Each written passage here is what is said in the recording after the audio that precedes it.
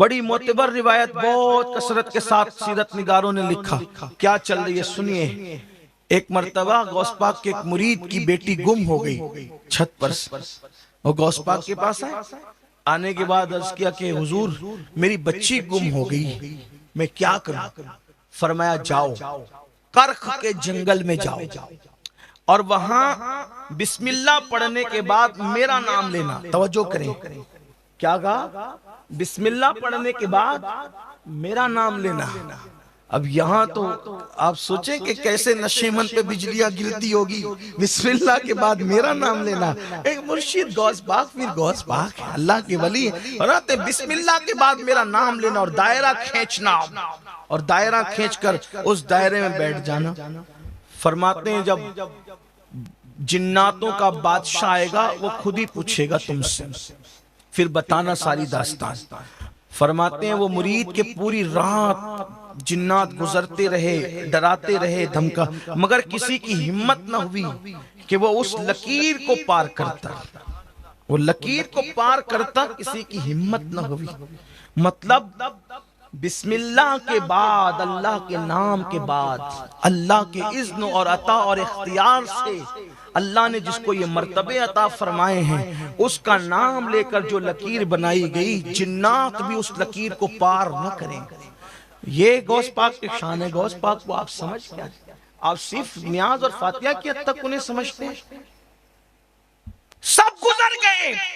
وہ مرید کہتے ہیں آخری میں سواری پر سوار جناتوں کا جو بادشاہ تھا سب سے بڑا وہ ہے. وہ لکیر دیکھ کر کے رکا اور پوچھا کہ کیا بات ہے؟ تو کہا مجھے شیخ عبد القادر جیلانی نے یہاں بھیجا. جیسے ہی غوث پاک کا نام سنا وہ سواری سے نیچے اتر کر آیا. یعنی غوث پاک کا نام سن کر وہ سواری پر بھی بیٹھا نہ رہا. غوث پاک کا نام سن کر جنات کا بادشاہ زمین پہ اتر آیا اور آ کر کے وہ لکیر جو تھی، جو دائرہ بنا تھا، اس کے باہر ہی ادب سے بیٹھ گیا. وہ کیا بیٹھا، اس کے پیچھے جتنے اس کی سپاہ تھی وہ بیٹھ گئے. کہا کہ کیا بات ہے، کیوں بھیجا غوث پاک نے آپ کو؟ سرکار غوث اعظم نے کیوں بھیجا؟ تو میں نے کہا میری بیٹی گم ہو گئی.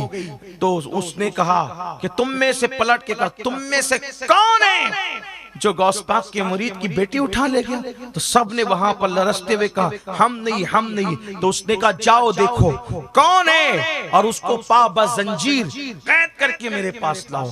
تھوڑی دیر میں وہ مرید کہتے ہیں کہ ایک بندہ لایا گیا، وہ جنات تھا اور اس کو زنجیروں میں جکڑا ہوا تھا اور اس کے ساتھ میری بیٹی بھی تھی. تو کہا کہ تجھے کیسے ہمت ہوئی کہ تو شیخ عبد القادر جیلانی کے مرید کو، ان کے مرید کی بیٹی پہ تو حملہ کرے؟ تو اس نے کہا میں اڑ کر جا رہا تھا، یہ لڑکی چھت پہ تھی، اس کا حسن مجھے پسند آیا، میں اٹھا لے گیا. کہا تجھے نہیں معلوم تھا یہ غوث پاک کے مرید کی بیٹی ہے؟ فرمایا اس کو قتل کر دو.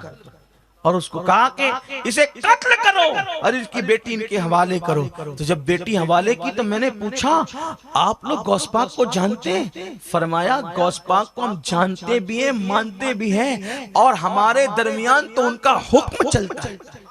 وہ غوث الثقلین ہے. غوث الثقلین یہ غوث پاک کی مریدی کی شان ہے. غوث پاک کہتے ہیں میرا نام لے کر اللہ سے جو دعا کرو میں ضمانت دیتا ہوں کہ اللہ تمہاری دعائیں قبول کرے گا. جو مشکل میں میرا نام پڑے گا، مشکل میں میرا نام پڑے گا، اللہ اس کی مشکلیں آسان کرے گا. یہ میں نہیں کہہ رہا ہوں، شاہ ولی اللہ محدث دہلوی نے اپنی کتاب میں لکھا. شاہ ولی اللہ کون؟ شاہ ولی اللہ کون؟ اسماعیل دہلوی کے دادا وہ دادا لکھتے ہیں شاہ ولی اللہ کہ جب کسی کو مصیبت آئے تو 100 مرتبہ درود شریف پڑھے، 100 مرتبہ تیسرا کلمہ پڑھے اور 111 مرتبہ یا شیخ عبد القادر جیلانی پڑھے، اللہ اس کی مصیبتوں کو دور فرمائے گا. یہ شاہ ولی اللہ لکھ رہے اپنی کتاب کے اندر. غوث پاک کا نام ہے. اللہ اکبر. تو یہ غوث پاک. اب بات میں نے کی مریدوں کی. میرا مرید بدبخت نہیں، توبہ سے پہلے مر نہیں سکتا، بلکہ یہاں تک فرمایا اگر میرے مرید کا حساب ہوا تو اللہ مجھے یہ اذن دے گا کہ میں اس کے حساب میں اس کی مدد کروں. بلکہ فرماتے میری تمنا تو یہ ہے دنیا میں مرے کوئی بھی، جب قبر میں اس سے سوال ہو تو اس کی قبر میں جواب دینے کے لیے میں پہنچ جاؤں، مرے کوئی جواب میں دیا کروں، کاش کہ اللہ مجھے یہ اذن عطا فرمائے۔ غوث پاک پوچھا کہ آپ کا مرید کون ہے؟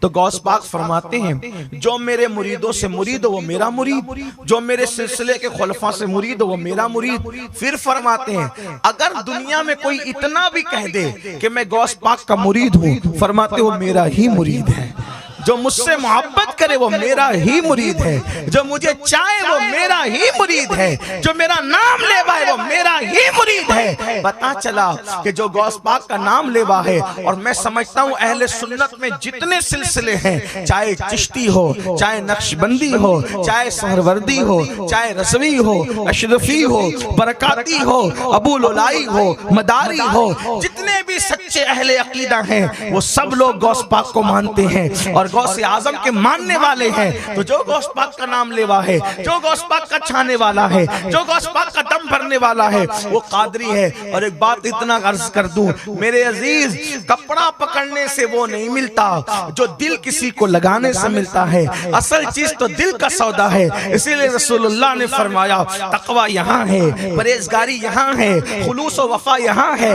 اس لیے یہاں کی بات ہے جو سچے دل سے میرے مرشد غوث پاک کو چاہتا ہے، پھر وہ ان کا کرم دیکھتا ہے، پھر وہ ان کی عنایتیں دیکھتا ہے، پھر وہ ان کی محبتیں دیکھتا ہے۔ بلکہ ایک مرتبہ ایک بزرگ کو سلسلہ قادریہ میں ڈائریکٹ غوث پاک سے روحانی خلافت چاہیے تھی، پریشان سے ہوئے اور پریشان ہو کر اجمیر مقدس گئے، اور اجمیر مقدس جانے کے بعد غریب نواز کا مرشد مجھے غوث پاک سے ڈائریکٹ امامہ بندوانا ہے روحانی خلافت کا، اشارہ ہوتا ہے جاؤ اور ابھی جا کر کے فلاں پہاڑ میں بیٹھو، اللہ اکبر۔ وہاں آنکھ لگی تو کیا دیکھا، سرکار غوثیت ماب خواب میں آئے اور آپ کے سر پہ قادریت کے خلافت کی امامہ سجایا۔ یعنی آج بھی کرم ویسے ہی برس رہا ہے، چھما چھم برس رہا ہے، عنایتیں ہو رہی ہے، وہی بادہ ہے، وہی جام ہے، وہی ساگر ہے، وہی سرائی ہے، وہی میخانہ ہے، وہی بس بات اتنی ہے، ساقی وہی ہے، کسی میخار کی ضرورت ہے، جام وہی ہے،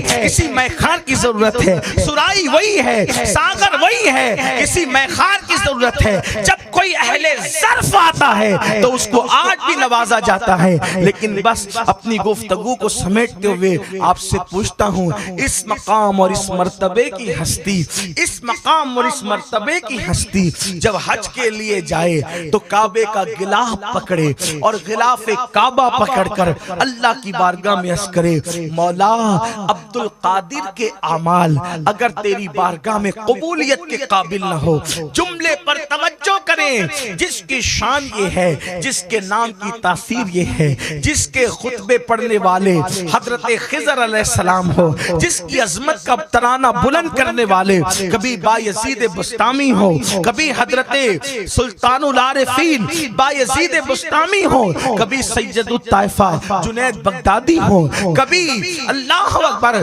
امام المشائخ حضرت سیدی حسن بصری ہو، کبھی سید المکاشفین سیدی شیخ محی الدین ابن عربی ہو، کبھی عارف رومی علامہ جلال الدین رومی جو کہیں اللہ اکبر غوث اعظم ولیوں کے درمیان ایسے ہی ہیں جیسے انبیاء کے درمیان محمد الرسول اللہ ہیں۔ اللہ اکبر۔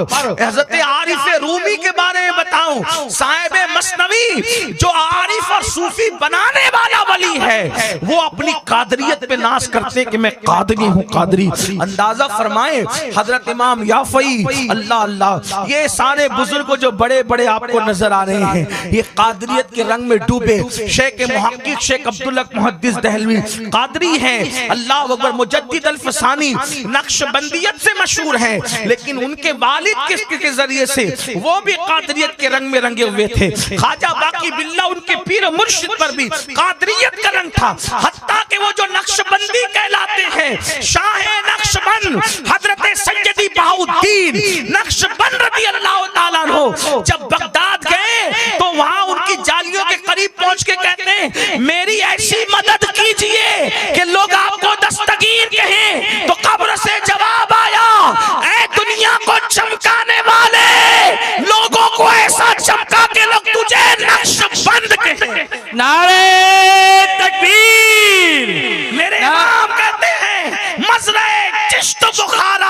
عراق و اجمیر، مزرع چشت بخارا وہ عراق و اجمیر، غوث کی کشت پہ برسا نہیں جھالا تیرا، وہ کوئی سلسلہ ہو ہر سلسلے کے اندر غوث اعظم کا فیض کسی نہ کسی اعتبار سے شامل ہے۔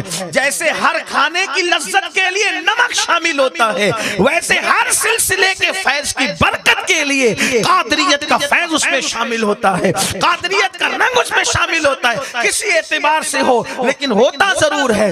تو یاد رکھنا سرکار غوث اعظم اس مقام اور منزل کی شخصیت، اللہ اکبر، آپ کو حجت اللہ کہا جائے، اللہ اکبر، آپ کو حجت اللہ کہا جائے، محی الدین کہا جائے، آپ کو باز اشرف کہا گیا ولیوں کی کائنات کا، لیکن اس کے باوجود جملوں پہ غور کریں، کہتے ہیں اللہ عبد القادر کے اعمال، کب کعبۃ اللہ کا گلا پکڑ کر عبد القادر کے اعمال اگر تیری بارگاہ میں قبولیت کے قابل نہ ہو، یا عبد القادر کے اعمال تیری بارگاہ کے لائق نہ ہو، تو قیامت کے دن عبد القادر کو اندھا اٹھانا تاکہ تیری بارگاہ میں شرمندگی سے محفوظ ہو جائے۔ اب آپ سے پوچھنا چاہتا ہوں، اتنے مرتبے پا کر بھی اللہ کے خوف اور اللہ کی خشیت کا یہ عالم ہے، اللہ اکبر۔